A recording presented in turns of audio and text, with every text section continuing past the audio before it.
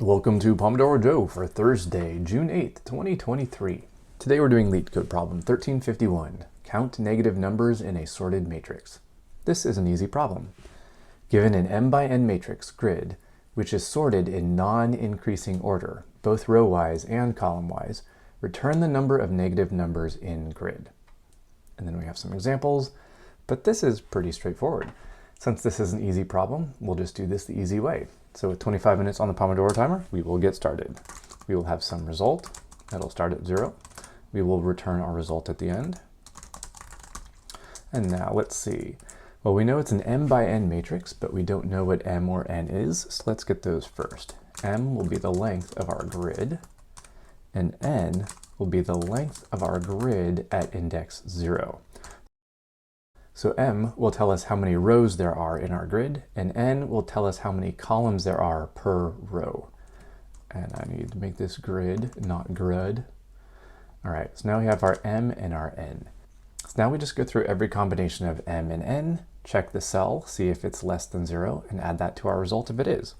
So for every I in range, length m, or range of m, and for j in range n,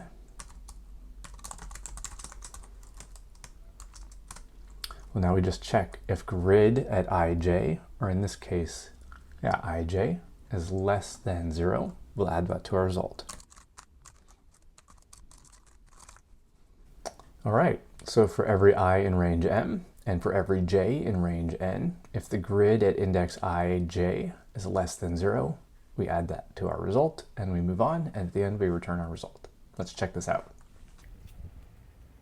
And it works. Let's see if we pass all the tests. And we pass. And we only do 14% for runtime and 66% for memory, so it's not the best algorithm, but it's pretty straightforward. Little bit of code, pretty easy to understand. Now, we are not taking advantage of the fact that our grid is sorted both in column-wise and row-wise, but that's okay. We still pass. I guess we have a ton of time left on the timer, so I will go through one more way of doing this problem. This is by far the easiest, and I would say my recommended solution, but let's see if we can figure out another solution. So let's do a depth first search. This is not going to be the best solution, but we do know that these are sorted row-wise and column-wise. So we know that all the non-negative numbers will be in the upper left of our grid, and then all the negative numbers will be in the lower right of our grid. So if we start at the upper left, we could count all the non-negative numbers, and then we can stop, and we can take the total number, subtract the non-negative numbers to give us the number of negative numbers. You can think of it kind of like a flood fill starting at the top left, and we're flood filling all the positive numbers and counting them, and then we'll just subtract that from the total to find out how many negative numbers we have. So let's see our total here. That's just going to be m times n. And we'll have positive numbers. I'll call it non-negative. It's going to be 0. We're going to do basic depth first search. So we'll have some q, and we'll start with 0, 0, starting in the upper left. And we also need to keep track of where we've gone, so we'll have a visited set. And we'll start that off with our 0, 0.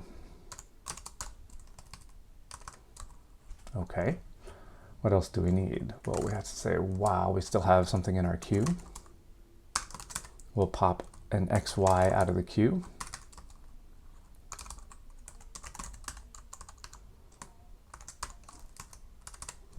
And let's see. Now we're just looking for positive numbers at this point. So if the value at x and y is positive, so grid at, I'm actually going to do y first because that is our row, and then x second because that is our column. If that is greater than or equal to 0, if that's the case, then we will count it in our non-negatives here. And then we will look to the right and we will look down. Okay, so the right element, that will be, let's see, x plus 1 and y. But we only want to do this if we don't go out of bounds. So let's actually create some bounds up here. Our max x will be n minus 1. And our max y will be m minus 1. Okay. So first, let's just check. Well, let's see. Yeah, let's do this. So the right will be x plus 1y if x is less than the max x, else there will be no right. And down, well, that will be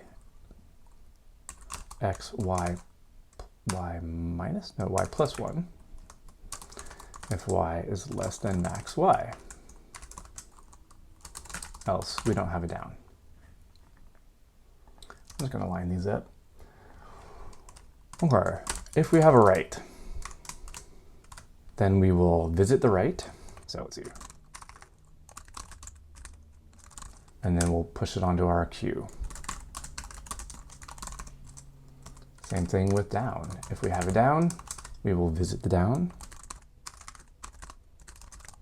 And we will push it onto our queue. Now I'm not checking if they're already visited, so we better do that here. So if right and right not in visited. Same thing with the down. If we have a down and down not in visited, then we will visit them, add them to the queue. We will be counting their non-negative values. At the very end, we've counted all the positive or non-negative values. We can just return the total minus the non-negatives.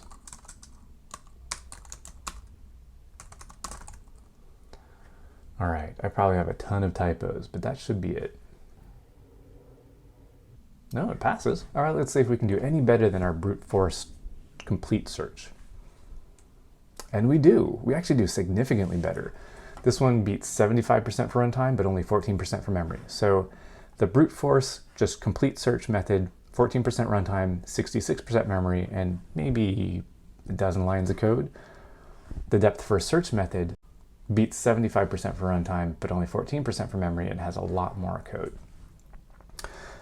Now this does take some advantage of the fact that our grid is sorted.